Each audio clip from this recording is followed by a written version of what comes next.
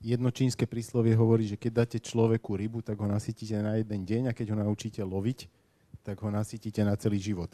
Tie dotácie, to je tá ryba a energetická efektívnosť, to je to naučenie toho človeka loviť.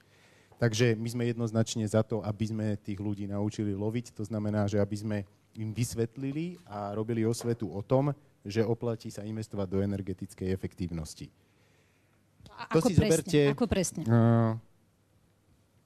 Tým, že nebudeme dávať dotácie, či už minimalizovať adresné dotácie, ktoré sa dneska nedajú, lebo, ďakujem, musíme uviesť do života tzv. EDC.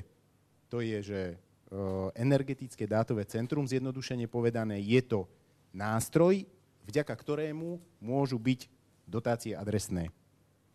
Toto chceme, aby bolo minimálne, lebo to je tá ryba, ktorá skončí.